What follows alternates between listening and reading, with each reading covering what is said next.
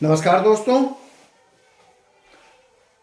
आज देखिए महत्वपूर्ण सूचना आप लोगों को देना चाहता हूं।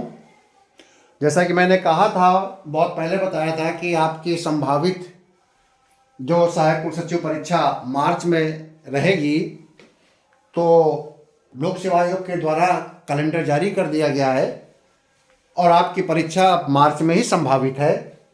2 मार्च एवं 3 मार्च ये आपके सहायक कुल सचिव विश्वविद्यालय की परीक्षा की तिथि घोषित हो गई है।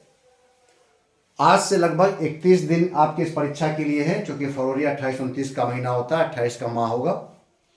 तो ऐसी स्थिति में आपके पास पूरा 1 महीने या 28 दिन मैं मानूं, आपके पास 27-28 दिन है ठीक से तैयारी करने के लिए।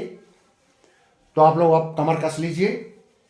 नए साल में मैंने आपको बताया था कि आपको मेहनत करनी है, अच्छे से मेहनत करनी है,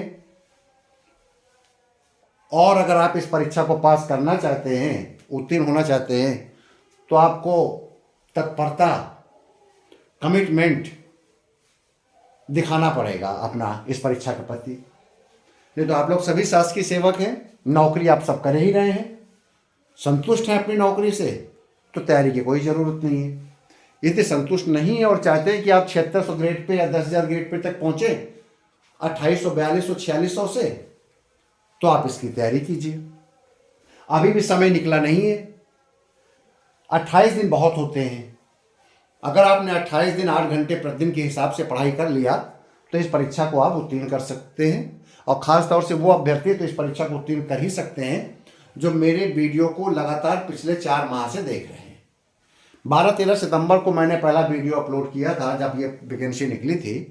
तो अक्टूबर, नवंबर, दिसंबर, जनवरी लगभग 4 महीने पूरे हो चुके हैं और 4 माह में मैंने 150 के लगभग वीडियो अपलोड किए हैं, जिसमें से 55-56 वीडियो आपके वित्त के हैं, 40 से 45 वीडियो मेरे इंडियन पॉलिटिकल सिस्टम और कॉन्स्टिट्यूशन के हैं। इसके अलावा शॉर्ट वीडियो हैं जो कि पॉलिटिकल सिस्टम के से आपके जो टिप्पणियाँ आएंगी उसको कवर कर जाएंगी।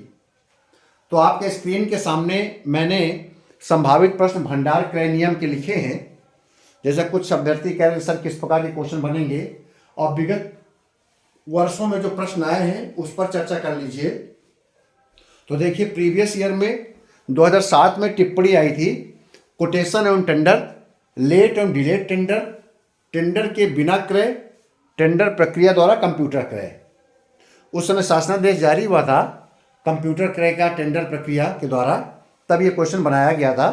अब ये क्वेश्चन इतना महत्वपूर्ण नहीं है, क्योंकि अब जेम से जैसे कि सभी चीज़ें आपकी क्रय की जाती है, वैसे कंप्यूटर भी क्रय किया जा सकता है। इसके लिए कोई विशेष उसकी नहीं व्यवस्था है। तो लेकिन ये जरूर आ सकता है, कोटेशन ऑन टेंडर, लेट और डिलेड टेंडर पूछा जा सकता है, टेंडर के बिना क्रय भी पूछा जा सकता है। 2014 में देखिए क्वेश्चन आया था, निविदा सूचना में किन किन बातों का समावेश होना चाहिए। और अगला क्वेश्चन फिर देखिए आ गया था, निविदा और कोटेशन में क्या अंतर है। 7 का क्वेश्चन फिर रिपीट किया गया था, 5 नंबर की टिप्पणी थी। 5 नंबर की टिप्पणी पहले भी आई थी।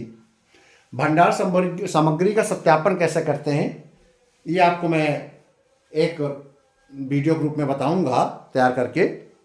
टेक्निकल बिट, फाइनेंशियल बिट अलग अलग क्यों रखा जाता है, ये मैंने आपको पहले बता दिया है कि टेक्निकल बिट, फाइनेंशियल बिट क्यों अलग रखा जाता है। क्योंकि सबसे पहले हम टेक्निकल बिट को खोलते हैं, और जो टेक्निकल बिड होते हैं कंपनी या फर्म में, जो बिडर्स होते हैं जो टेक्निकल बिड को रखते हैं, अगर वो बिडर क्वालिफाई होते हैं टेक्निकल बिड में, तो इसी दशा में फाइनेंशियल बिड खोला जाता है। इसलिए दोनों को अलग अलग लिफाफे में रखा जाता है, ताकि शुचिता बनी रहे और पारदर्शिता बनी रहे। टेक्निकल बिड का जब तुलनात्मक मूल्यांकन कर लिया जाता है, और जितने टेक्निकल बिड में बिडर्स क्वालिफाई होते हैं उन्हीं का फाइनेंशियल बिड खोला जाता है। इसलिए दोनों अलग अलग रखे जाते हैं। और जेम की व्यवस्था में ऑनलाइन रखा जाता है। पहले टेक्निकल बिड स्वतः ही खुलेगा, और उसमें जो सफल होंगे उसके बाद ही आपका फाइनेंशियल बिड खोला जाएगा, जब हम ओके कर देते हैं सारे टेक्निकल बिड को कि ये एक्सेप्टेड है, ये रिजेक्टेड है, उसके पश्चात ही फाइनेंशियल बिड खोला जाता है। अगला क्वेश्चन था, उत्तर प्रदेश शासकीय विभागों और उसके अधीनस्थ कार्यालयों में वस्तुएं और सेवाओं के क्रय में जेम के अंतर्गत वर्तमान में लागू व्यवस्था। एक अन्य किसी परीक्षा में पूछा गया है, तो मैं यहाँ पर लिख दिया है। तो आपको मैंने बताया था कि जिम के अंतर्गत 3 व्यवस्थाएं लागू हैं। 50,000 तक क्रय के लिए आपको जाकर जिम में जिस जो आपकी स्पेसिफाई आपके क्वालिटी को ध्यान में रखते हुए अपने प्रोडक्ट देने के लिए तैयार है, आप उसी से परचेज कर लेंगे। इसके लिए किसी L1 की जरूरत नहीं पड़ेगी। दूसरा आपको बताया था 50,000 से लेकर 10 लाख, इसके अंतर्गत L1 की जरूरत पड़ती है। आप चाहे तो ऑनलाइन बिड करें या आप 3 अलग अलग OEM के कंपैरेटिव चार्ट बनाएं, तो समानता हमको जाना चाहिए ऑनलाइन बिड में। फिर उसके बाद तीसरा है 10 लाख के ऊपर। 10 लाख के ऊपर अनिवार्य रूप से L1 है और बिड टू RA है। अगर 10 लाख से ऊपर की आप कोई परचेज कर रहे हैं तो आपको रिवर्स ऑक्शन में जाना पड़ेगा। रिवर्स ऑक्शन मैंने बता ही दिया था, फिर आगे समय मिलेगा बता दूंगा मैं। वित्तीय औचित्य किसे कहते हैं आपको पता है? प्रोप्राइटरीनेस, आप में ईमानदारी हो, शुद्धता हो, पारदर्शिता हो, वैल्यू फॉर मनी हो, और इसको ऐसे आप सामान खरीदें जैसे कि आप अपने घर के लिए सामान खरीद रहे हैं, इतनी ईमानदारी बरतें, पारदर्शिता बरतें। तो ये वैल्यू फॉर मनी है, किन किन बातों का ध्यान रखना चाहिए तो मैंने बताया ही कि आप पारदर्शिता का ध्यान रखेंगे, आप ये ध्यान रखेंगे कि सबके साथ समान व्यवहार किया जाए, आप ये ध्यान रखेंगे कि कोई पर्टिकुलर ऐसी उसमें स्पेसिफिकेशन या कोई विशेषता या कोई शर्त न डाली जाए जो कुछ बिडर ही उसको पूरा कर पाएँ, जनरलाइज शर्तें ही रखी जाएं। यह ध्यान रखेंगे कि 3 अलग अलग OEM कम से कम उसमें जरूर आएँ, एक ही OEM के अलग अलग सेलर्स ना हो। जो भी रूल्स रेगुलेशन बनाएंगे सबके लिए बराबर समान रूप से बनाएंगे।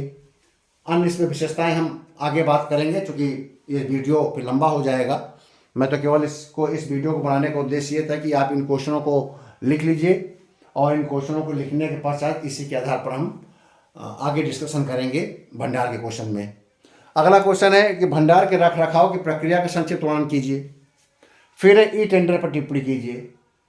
एक अभ्यर्थी ने कहा था मुझसे कि सर, टिप्पणी किया था उसने कि सर टेंडरिंग व्यवस्था कहाँ लागू होती है, क्योंकि PWD वगैरह में टेंडरिंग व्यवस्था लागू होती है। बिल्कुल सही बात है। दोनों का मैं अंतर बता दूं, जो जिम है, जिम वस्तुओं एवं सेवाओं के क्रय के लिए बनाया गया है जिम प्रणाली, और टेंडरिंग प्रणाली 2016-17 में उन सभी विभागों में ये लागू की गई है। इसीलिए NIC द्वारा प्रोक्योरमेंट टेंडरिंग .up.nic.in एक पोर्टल बनाया गया है। उसके माध्यम से टेंडरिंग किया जाता है। केवल एक ही पोर्टल गवर्नमेंट ने कहा है कि यही अधिकृत है, उसी से आप करेंगे। तो टेंडरिंग व्यवस्था उन विभागों में लागू है, उन स्वायत्त शासी निकायों में लागू है, उन नगरीय निकाय, नगर निगम, विकास प्राधिकरणों में लागू है। क्योंकि उन स्थानों पे जहाँ पर निर्माण कार्य है, कंस्ट्रक्शन, देखिए जिम के माध्यम से कंस्ट्रक्शन नहीं हो सकता। जिम के माध्यम से केवल सेवाएं और वस्तुएं खरीदी बेची जा सकती है। ईंट, गारा, मोरम, मिट्टी, कंस्ट्रक्शन, ठेकेदार, ये सब प्रकार के काम नहीं हो सकते हैं। इसलिए इसके लिए टेंडरिंग की व्यवस्था की गई है। तो ऐसे विभाग जब वो कंस्ट्रक्शन से रिलेटेड है, निर्माण कार्य से रिलेटेड है, वहाँ आज भी टेंडरिंग व्यवस्था है। एक शासनादेश में स्पष्ट किया गया है 10 लाख तक आप ऑफलाइन टेंडर से काम करा सकते हैं और 10 लाख से ऊपर अनिवार्य रूप से आपको टेंडरिंग कराना पड़ेगा। तो आप ये समझ गए होंगे कि टेंडर और जिम में क्या अंतर है। अगर इनमें अंतर टिप्पणी आए तो आप लिख सकते हैं, विस्तार से हम टेंडर के बारे में बात कर लेंगे। लेकिन अब बहुत ज़्यादा विस्तार पे नहीं जा पाएंगे क्योंकि आपकी परीक्षा बहुत नज़दीक है और इसी बीच में आपको सामान्य हिंदी, सामान्य अध्ययन और लगभग 90% आपका वित्त का पेपर मैंने कंप्लीट कर दिया है। बचे 10%, वो चलते फिरते और ख़त्म हो जाएगा। मैं ये कह सकता हूँ कि आप इस पोजीशन में हैं लेखा नियमों के संबंध में कि आप इजीली इतने अंक ला सकते हैं कि आप अंतिम रूप से चयन हो जाए। आप लेखा नियमों के कारण आप असफल नहीं होंगे। अगर आप वो अभ्यर्थी जो मेरे वीडियो के साथ, मेरे चैनल के साथ सितंबर-अक्टूबर से जुड़े हैं या नवंबर से भी जुड़ गए हैं, वो असफल नहीं होंगे। जो आप जुड़ेंगे वो मेरे 50-60 वीडियो को अगर सुनेंगे, नोट्स बनाएंगे, तो संभावना है कि उनको 60-65 मार्क्स मिल जाएं। और 60-65 मार्क्स मिलने पर सफलता निश्चित है, क्योंकि मेरा मानना है कि ऐसे अभ्यर्थी जो उत्तर प्रदेश लेखा वित्त नियम में 60-65 मार्क्स ला सकते हैं, वो 100% सामान्य अध्ययन में 130-140 मार्क्स ला सकते हैं और जनरल स्टडीज में 120 प्लस ला सकते हैं। ठीक है, तो आप देखिए संभावित प्रश्न और टिप्पणियां मैंने ग्रीन पेन से देखिए मैंने लिख रखा है।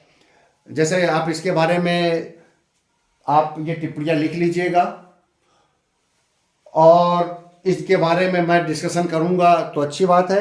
अगर आपको किसी भी प्रश्न के बारे में आपको लगता है कि मैं उसके बारे में बताऊं या वीडियो बनाऊं तो अगले एक सप्ताह तक आप लगातार कमेंट्स कीजिए। एक सप्ताह तक आप जितने कमेंट्स करेंगे उसके आधार पर मैं वीडियो बनाऊंगा। अब आपकी डिमांड पर वीडियो बनेंगे 7 फरवरी से लेकर 25 फरवरी तक आपकी डिमांड पर बनेंगे। जिस टॉपिक की ज़्यादा डिमांड आएगी उसी टॉपिक के बनाया जाएगा।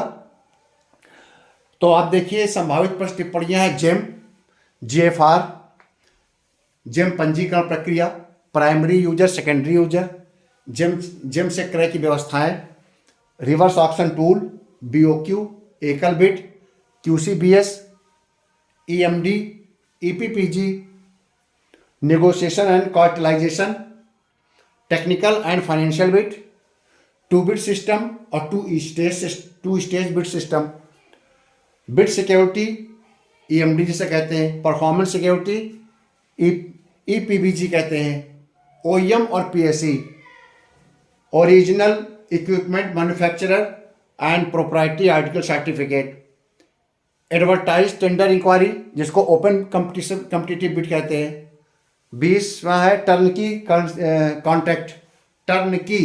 कॉन्ट्रैक्ट, 21वें में है running contract and rate contract. ये टिप्पणियां हैं, इनको आप एक रजिस्टर में नोट कर लीजिए, 6-6, 7-7 लाइन छोड़ दीजिएगा और इन टिप्पणियों को आपको जो टिप्पणी के बारे में मेरे नोट्स से ना मिल पाए या जो मैंने अपने बनाए हैं आपको 3 वीडियो बना के अपलोड किए हैं, उसमें से अगर इनमें से किसी प्रश्न का उत्तर नहीं मिलता है तो आप कमेंट्स कीजिए, उन पर हम आपको वीडियो बनाकर प्रस्तुत कर देंगे। ये आपके क्वेश्चन है भंडार क्रय के बारे में, इससे बाहर क्वेश्चन नहीं आएगा अगर इस पर आपकी कमांड हो जाएगी। अब आप अनिश्चितता आपकी समाप्त हो गई है, एग्जाम की अनिश्चितता समाप्त हो गई है, आपकी तैयारी की अनिश्चितता समाप्त हो गई है। जो सीरियस होंगे वो सफल होंगे, नॉन सीरियस असफल होंगे। और सभी लोग अभी तक मोनोटोनस की स्थिति में रहते हैं क्योंकि सभी लोग सरकारी नौकरी में हैं, सभी मोनोटोनस की स्थिति में हैं, सभी उदासीन रहते हैं। कुछ ही लोग मेरे लगातार वीडियो देख रहे हैं, उसमें से मुझे पूरी उम्मीद है उसमें से ऐसे 100 से 150 अभ्यर्थी हैं जो सीरियस हैं, जो लगातार मेरे सारे वीडियो देखते हैं। बाकी के जो अभ्यर्थी हैं वो अभी भी अगर लग जाएंगे, ये मान के चलिए कि सभी एक ही पोजीशन में हैं, सभी अभ्यर्थी एक ही पोजीशन में हैं, आज से जो जग जाएगा वो सफल हो जाएगा। और जो पढ़ रहे हैं अभी तक वो अपनी बहुत वह भी समझ लें कि अगर उन्होंने आपसे आज से स्पीड नहीं लिया तो वो आज से जो स्टार्ट करेगा उससे पिछड़ जाएंगे। तो बेहतर है कि अपने पढ़ाई के शेड्यूल को 3 भागों में बांट लें, समान रूप से बांट लें। जनरल स्टडीज़ को और आपका फाइनेंशियल हैंडबुक को, वित्त लेखा नियम, तीसरा हिंदी। वित्त लेखा नियम के 100 अंक का पेपर है, हिंदी और जनरल स्टडीज़ का 200 अंकों का पेपर है। जो वेटेज है वो हिंदी और जीएस का ज़्यादा है। फोकस करिए जीएस और हिंदी में भी। और भाई आपके लेखा नियमों को आप सतत रूप से आधा घंटा 1 घंटे डेली लिखिए, प्रैक्टिस कीजिए। हिंदी को कमांड कीजिए। जब अपने ऑफिस में बैठिए तो ज़्यादा से ज़्यादा हिंदी पढ़िए और फाइनेंशियल रूल्स पढ़िए। जब आप ऑफिस में बैठ कर फाइनेंशियल रूल्स पढ़ेंगे तो आपको ये लगेगा कि मैं सरकारी काम कर रहा हूँ। हिंदी भी पढ़ेंगे तो भी लगेगा कि आप सरकारी काम कर रहे हैं, क्योंकि हिंदी में भी आपका निबंध आता है। इसके अलावा 3 आपके पत्र आते हैं लिखने को, तो उन पत्रों को तैयार करिए, व्याकरण को तैयार कीजिए ऑफिस में बैठकर, अपने नोट्स तैयार करिए फाइनेंशियल हैंडबुक के, और आपके जो मैंने लिख रखे हैं, जो अपने लेक्चर मैंने अपलोड कर रखे हैं, जो मैंने देखा है कुछ अभ्यर्थियों ने उसको बड़ा अच्छा PDF में बनाया है, मुझे बड़ा अच्छा लगा। तो मुझे लगता है कि वो पर्याप्त है। अगर उसमें से कोई चीज़ समझ में नहीं आएगी, आप पढ़ेंगे समझ में ना आए तो आप ज़रूर कमेंट्स करिए। सारा कुछ आपके कमेंट्स पर निर्भर करता है। जनरल स्टडीज और हिंदी, इस पे मैं अभी शोध करूँगा, क्योंकि लगभग इसमें एक शोध करके मैं 7-8 फरवरी तक आपको बताऊंगा टॉपिक वाइज कौन कौन से इंपॉर्टेंट क्वेश्चन हो सकते हैं समान अध्ययन में। हिस्ट्री में कौन से क्वेश्चन हो सकते हैं, ज्योग्राफी में कौन से क्वेश्चन हो सकते हैं, साइंस, इन्वायरमेंट, पॉपुलेशन, इनसे रिलेटेड हिंदी में ऐसे, इनसे रिलेटेड कौन कौन से इंपॉर्टेंट क्वेश्चन हो सकते हैं, आपको क्या क्या तैयारी करनी चाहिए। अभी आप लोग अपनी तैयारी को फोकस कर लीजिए, और उसके पश्चात फिर मैं आपको बताऊंगा इंपॉर्टेंट कौन कौन सी योजनाएं हैं GS में जो आ सकती हैं। UGC के बारे में, हायर एजुकेशन के बारे में, समान अध्ययन में कौन सा क्वेश्चन आ सकता है, थोड़ा सा ये सबको शोध करके मैं बताऊंगा आपको। तब तक मेरे पॉलिटी के वीडियो को देखिए, मॉडर्न हिस्ट्री को अच्छे से तैयारी करिए। 1857 के बाद 1947 तक के जो मॉडर्न हिस्ट्री के जो इम्पोर्टेंट टॉपिक हैं, जनरलाइज टॉपिक आते हैं, कोई गुण या बहुत ही इंटरनल क्वेश्चन नहीं आएगा। स्वतंत्रता आंदोलन में महात्मा गांधी की भूमिका, आपका जो क्रांतिकारी गरम दल था उसकी भूमिका, इसके अलावा जो गांधी जी के आंदोलन थे, असहयोग आंदोलन, भारत छोड़ो आंदोलन, सविनय अवज्ञा आंदोलन, इन पर टिप्पणी आ सकती है। पर्सनालिटीज पे आ सकती है, दादा भाई नौरोजी के बारे में 50 वर्ड्स लिखिए, गोपाल कृष्ण गोखले के बारे में लिखिए, महात्मा गांधी के बारे में लिखिए, सुभाष चंद्र बोस के बारे में लिखिए, जवाहरलाल नेहरू जी के बारे में लिखिए। ऐसे टिप्पणियाँ आ सकती हैं मॉडर्न हिस्ट्री की। 1857 के विद्रोह के क्या कारण थे, असफल होने के क्या रीज़न थे, ऐसा क्वेश्चन आ सकता है। भारतीय राष्ट्रीय कांग्रेस की स्थापना क्या करने का क्या उद्देश्य था, ये सफल रहा असफल रहा, ऐसा क्वेश्चन आ सकता है। ठीक है, तो इस प्रकार के क्वेश्चन अगर आप 1857 के बाद के टॉपिक को या उसको हेडिंग बना बना के 50-50 वर्ड्स में तैयार कर लेंगे तो मुझे पूरी उम्मीद है कि आप मॉडर्न हिस्ट्री का क्वेश्चन भी तैयार कर सकते हैं। जनसंख्या को अच्छी तरह से तैयार कर लीजिए, मैंने पहले कंपैरिजन बता रखा है। देखिए, जनसंख्या क्वेश्चन आएंगे, जनसंख्या विस्फोट पर आएगा, प्रदूषण की समस्या पर आएगा, और आपका सस्टेनेबल डेवलपमेंट पे आएगा, समावेशी विकास जिसे कहते हैं। इसके अलावा आप ज्योग्राफिकल जो इस प्लेस हैं, किस स्थान, कौन सा स्थान कहाँ पर है, कौन सी महत्वपूर्ण किताबें हैं, मैंने पहले बताया था कि जो सामान्य ज्ञान की किताब है वो जरूर ले लीजिए, चाहे उपकार प्रकाशन की ले लीजिए, चाहे आप किसी अन्य प्रकाशन की ले लीजिए, लेकिन 2025 सामान्य ज्ञान इस नाम की कोई किताब आप ले लीजिए और सामान्य ज्ञान को आप पढ़िए चलते फिरते। इतना आप करिए, और अगले वीडियो में मैं किसी अन्य टॉपिक पर फिर डिस्कशन करूंगा, क्योंकि आज मेरा उद्देश्य आपको सूचना देने का था कि सहायक कुलसचिव विश्वविद्यालय की परीक्षा 2 एवं 3 मार्च को निर्धारित कर दी गई है, और आप लोग अब कमर कस के लग जाइए। अब किसी प्रकार का उदासीनता या टाल मटोल आपके लिए घातक हो सकता है। मेरे इस वीडियो को, मेरे इस चैनल को ज़्यादा से ज़्यादा आप प्रचार प्रसार कीजिए। अन्य अभ्यर्थी जो तैयारी कर रहे हैं वो इस चैनल से जुड़ जाएं, लाइक करें, सब्सक्राइब करें और इसका प्रचार प्रसार करें। बहुत बहुत धन्यवाद।